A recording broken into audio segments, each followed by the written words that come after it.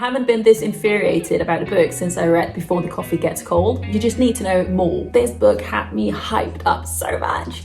Hi friends, welcome back to my channel, Literature Liz, where we dive into the wondrous world of books with just a little too much spice, too many feelings, and stories that leave a mark on your very soul. I read mostly fantasy, the occasional rom-com, and anything that will make me laugh, cry, or even fall in love with a fictional villain. Even though I've been away from YouTube for a while, I haven't been away from reading. And some of these books were incredible. Some took me by surprise, some were questionable, and one or two might have sort of offended me. Let's kick things off with The Pumpkin Spice Café by Laurie Gilmore. This one had serious Hallmark movie meets cinnamon latte energy, and honestly, I wasn't mad about it at all. Rom-com books are usually not my thing, but this book took me straight back to the Gilmore Girls era. I absolutely loved it. It follows Jeannie, who ends up in this sweet, charming little town called Dream Harbor after her life takes a bit of a detour. And of course, there is a grumpy cinnamon roll of a man named Logan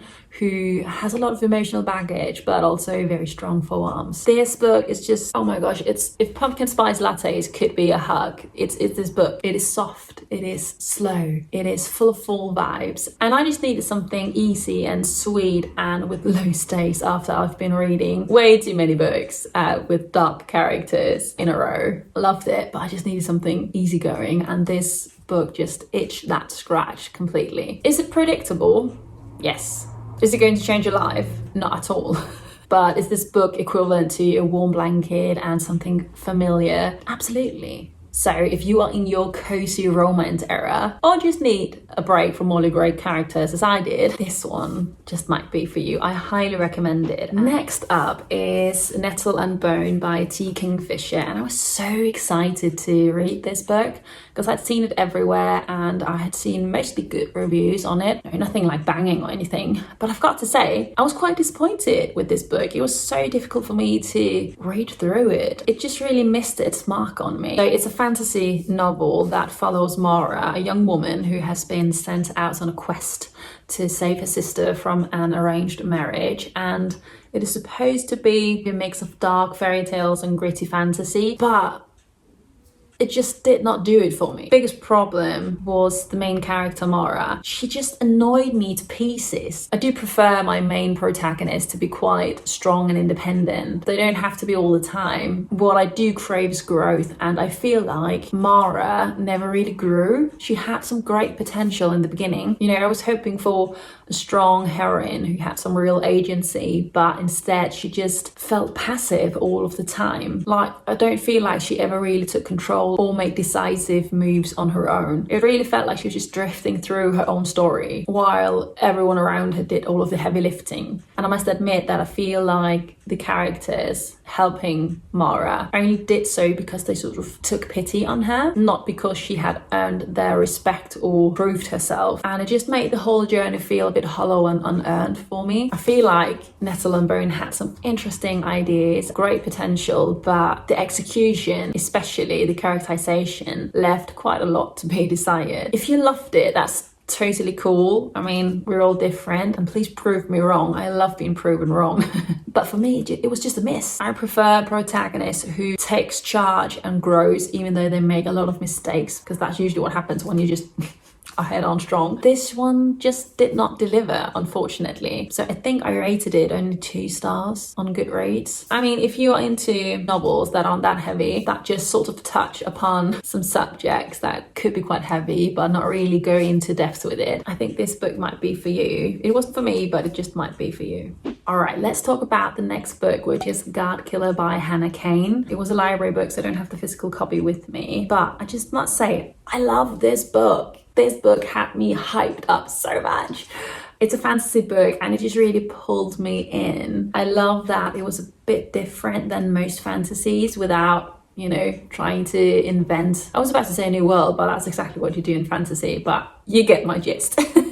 So the story centers around Kissing, who is a very skilled guard killer who has spent her entire life hunting down guards, because in this world, guards are outlawed and dangerous. Kissing has like a tough past, especially with the fire guard, but she is determined and takes quite a lot of pride in her work. Let's leave it at that. Where things get interesting is when Kissing meets Sketty, who is a minor guard of telling white lies, and he is mysteriously bound to this young woman named Inara, and Kissing's mission sort of becomes to try and separate these two characters from each other, because it has never been seen before that a guard bounds itself to people. It kind of gives off, you know, his Dark Material vibes when it comes to this, because every time Sketty and Inara are pulled apart too far, it physically hurts them. They seem very intertwined and, you know, can sort of talk to each other in their minds and stuff like that. It's very interesting, quite intriguing. And this mission sends them on this intense journey to a ruined city where the wild gods live. And along the way, they're also joined by Elagast, who is a former knight turned baker, who brings, you know, obviously his own secrets. Together they face assassins and demons, even the threat of a civil war. This all while uncovering dark secrets that could change their entire world. And I must say, this book is just, it's so refreshing to have a fantasy book where the main characters aren't romantically linked together as, you know, the sole foundation for saving the world. I love that it is a grumpy woman is even a tough one, guard killer, and then this young stubborn, well, she's a child, so absolutely love their dynamics. And Elagast is thrown into the mix, and everything's just beautifully curated, and you're really left longing for more. You just need to know more. And this book is the first book of the Fallen Guards trilogy, and when I read it, I didn't think that the second book had come out yet. I know that I am dying to read the rest of the books, and I can't have it in my body, in my soul, in my book loving heart that I have to wait for the author to write the third one as well. I was so in love with this book. I love how it mixes this rich world building and complex characters, political intrigue. If you're into epic fantasy that isn't like regular epic fantasy that has deep themes about faith and power, identity, this one is definitely worth checking out. Let's talk about Bride by Ali Hazelwood. I saw this book absolutely everywhere, and I was sure it was my cup of tea. You know, I haven't read anything with vampires since my Twilight era, when everyone was on the Twilight era. And I was sure that I was not into any more books with vampires and werewolves, but here I am, and I loved it. I was completely swallowed by the story. I love Ali Hazelwood's writing. She made me laugh so many times throughout this book, and I am getting ahead of myself. Let's just do a recap.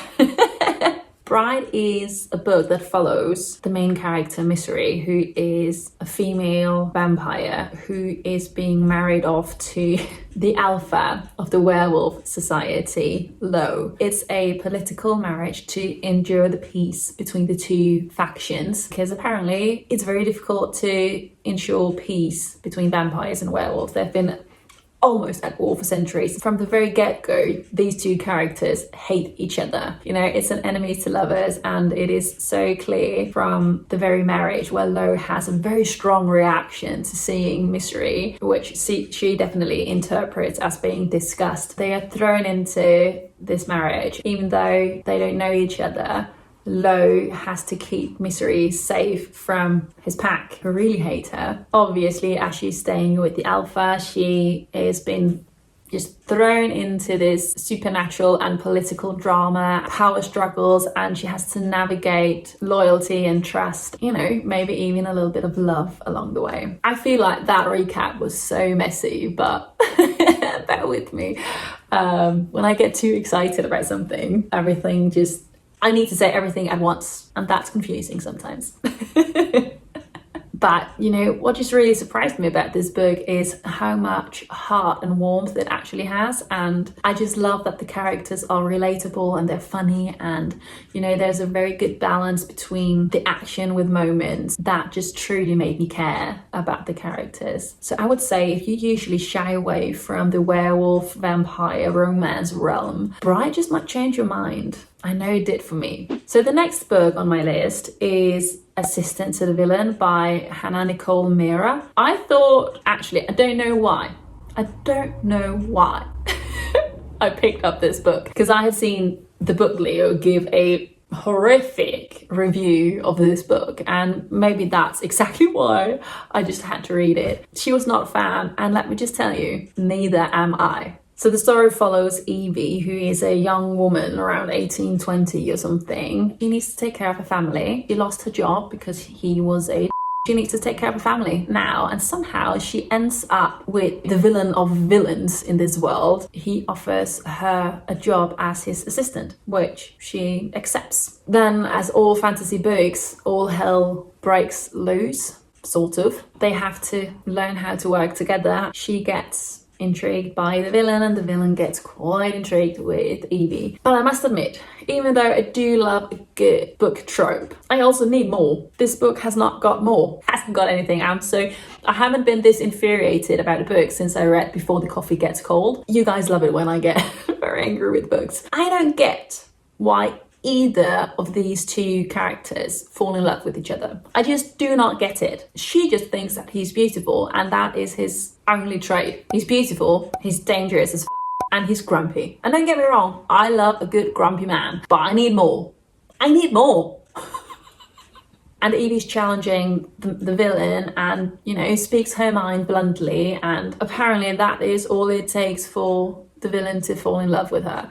And it just annoys me greatly that that is all it takes. I need more. And maybe it's because I'm in my 30s and not just 18 anymore. Maybe I wasn't a segment for this book. It definitely was not my cup of tea. I'm going to stop myself before I get into a proper rant about this book, but I cannot understate that I am not a fan of this book. It made me so angry. I do not recommend it. I mean, have any of you read this book? And do you have a different opinion than me? Please tell me why, because I hate not loving books. And with that said, I just bought the second book for whatever reason. Maybe the same reason as the first reason for even reading the first book. Probably. I'm quite double morally complex myself. Apparently, that's me. The next book I read are actually two books. It's the duology of Leigh Bardugo's Crooked Kingdom. I have read the Grisha books, and I think I've got to admit that I am not a fan. I'm even slouching. Can you see that? I'm slouching. I'm not a fan of Leigh Bardugo. I'm sorry. They were definitely better than the Grisha books, but I mean, I love the stakes. I love the heist plot in it.